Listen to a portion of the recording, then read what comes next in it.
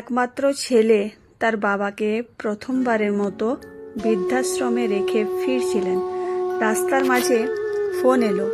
তার বউ ফোন করে বলছে, তুমি আর একবার বৃদ্ধাশ্রমে ফিরে যাও। একটা কথা বলতে ভুল হয়ে গেছে। বৃদ্ধাশ্রমে গিয়ে তুমি তোমার বাবাকে ভালোভাবে বুঝিয়ে এসো।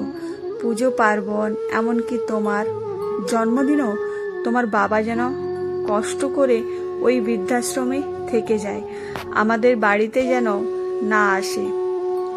বাধ্য হয়ে বউয়ের কথা মতো আবার সেই বৃদ্ধাশ্রমে ফিরে গেল।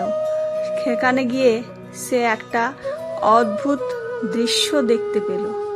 তার বৃদ্ধ বাবা ওই বৃদ্ধাশ্রমে বৃদ্ধ মালিকের সাথে খুব হেসে হেসে কথা বলছে। এটা দেখে ছেলের মনের সন্দেহ হলো।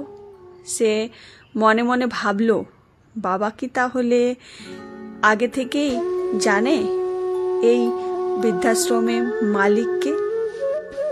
কে জানে, হয়তোবা। তারপর অপেক্ষা করতে লাগলেন।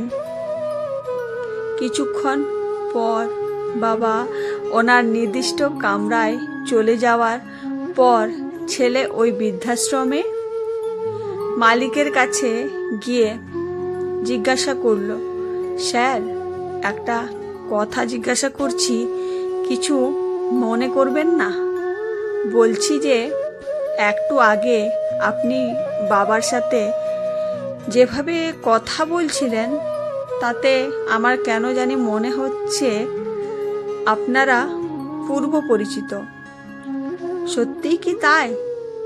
অনাথ আশ্রমের মালিক বললেন, হ্যাঁ, ওনাকে আমি প্রায় 40 বছর আগে থেকে ভালো করেই চিনি এবং জানি।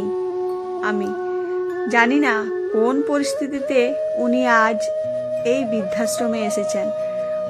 তবে মনের দিক থেকে আপনার বাবা একজন বড় মনের মানুষ। ছেলে বললে, আমি তো সেটাই জানতে চাই, বাবাকে কিভাবে চিনবেন? বৃদ্ধ মালিক বললেন, 40 বছর আগে আমার আন্ডারে থাকা একটা অনাথ আশ্রম থেকে উনি একটি অনাথ শিশুকে দত্তক নিয়ে বাড়িতে গিয়েছিলেন এবং আমার অনুমান যদি ভুল না হয়, তাহলে 40 বছর আগে দত্তক নেওয়া সেই অনাথ শিশুটি এখন আমার সামনে দাঁড়িয়ে আছে। এটা শোনার পর ছেলেটির আর বুঝতে বাকি রইল না। 40 বছর আগে সেই অনাথ শিশুটি যে উনি, ছেলেটির চোখ দিয়ে অঝোর ধারায় অশ্রু ঝরতে থাকলো। ছেলেটি হাউমাউ করে কাঁদতে লাগলো আর দেরি না করে দৌড়ে তার বাবার কাছে গিয়ে ওনার পা ধরে কান্না করতে লাগলো। বৃদ্ধ বাবার পা ধরে বলতে লাগলো, আমাকে মাফ করে দাও, আমি অনেক বড় ভুল করে ফেলেছি।